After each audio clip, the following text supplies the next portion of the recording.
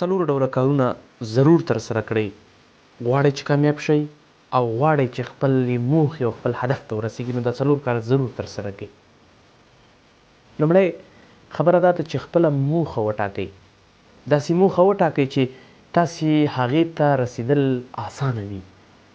داسې نه چې بیخي له منطقه لرې وي او تاسې داسې یوه موخه وټاکئ چې هغې ته ستاسې رسېدل او ستاسې هغې ته اچیف کول او هغه لاسته راوړل ناممکنه وي.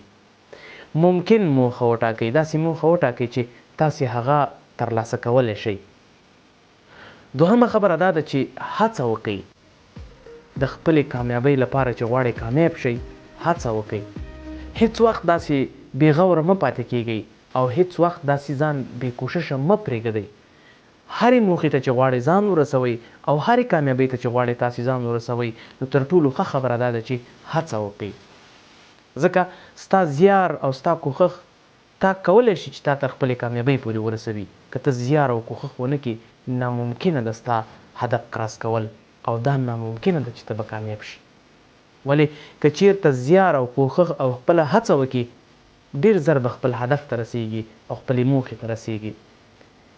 درېیمه خبره دا ده چې بیا هڅه وکړئ. ممکن په اوله هڅه کې ته ناکام شي. ممکن په اوله هڅه کې له ستونزې سره لاس او ګرېوان شي.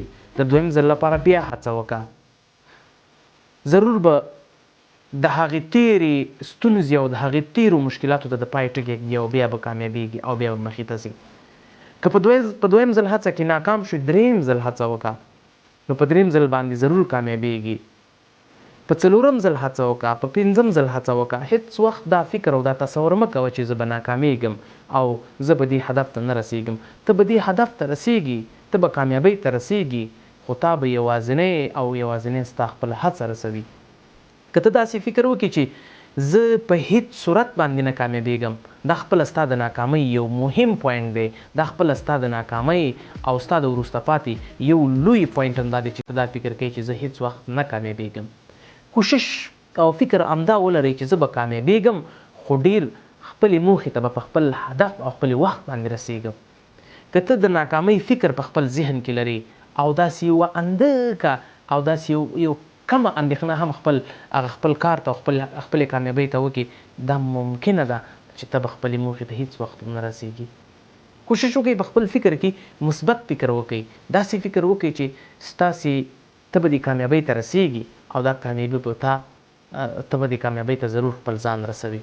خو که منفي فکر وکړې هیڅ وخت به ونه رسېږي. درېیمه خبره دا ده چې کوشش وکړئ چې خپلې کامیابۍ ته رسېږئ د خپلو مسټکو پسې مه ګرځه. دا فکر مه کوه چې ما دې کې غلطي کړې نه کامیابېږم. هغه مسټکې دې ټولې لرې کړه او هغه مسټکې فرګېټ کړه هېرې کړه. ضرور به خپلې کامیابۍ ته رسېږي. درېیمه خبره دا ده چې ته د خپلې کامیابۍ رازونه له هغه چا سره شریک کړه چې هغه د کامیابۍ تر پوله رسېدلی. هغه خپله دغه کامیابي خپل هدف کراس کړی دی. ته دې خپلې دغه ټول درسونه او دغه ټول کارونه چې ته غواړې خپل هدف ته ورسېږي د داسې یو چا سره شریک کړه چې هغه یو ځل دې کامیابۍ ته رسېدلی وي او یو ځل یې د هدف کراس کړی وي. نو کوشش به دا کوئ چې تاسې د داسې یو چا سره دغه خپل کارونه او خپل پروګرامونه شریک کړه چې هغوی دغه ستونزې ګاللې وي. هغه ستا په درد باندې پوهېږي او هغه ستا په زیار او کوښښ باندې پوهېږي. له داسې چا سره دغه خپلې ستونزې او دغه خپل پروګرامونه مه شریکوه چې هغوی هیڅ وخت په دغه لاره باندې هم نه وي تللي. هغه تا نه تشویق کوي. هغه تا ته لا نور هم هغه د کمترۍ احساس درکوي. تا هیڅ وخت کامیابه کوي نه. نو په لحاظه کله چې غواړئ خپل کامیابۍ ته ورسېږئ لومړی خبره دا ده چې هدف وټاکئ. دویمه خبره دا ده چې هڅه وکئ. په لومړۍ هڅه نه دوهمه درېیمه څلورمه په پنځمه هڅه باندې خو ضرور کامیابېږي. دا امکان نه لري چې ته دې کامیاب نه شي. درېیمه خبره دا ده چې کوشش وکړئ چې داسې هدف وټاکئ چې هغه هدف منطقي وي او ته ورته ورسېږي او ته دې دغه خپل پروګرامونه او پالیسیانې د داسې چا سره شریک کړه چې هغوی یو ځل دغه لاره طی کړې وي او په دغه لاره تللي وي په دغه لارې ستونزې ګاللې وي چې هغوی تاسې تشویق کړي او تاسې زر هغې خپلې موخې او خپل هدف ته ورسېږئ او یو سکسس مین به وئ ان د ورلډ انشاءالله.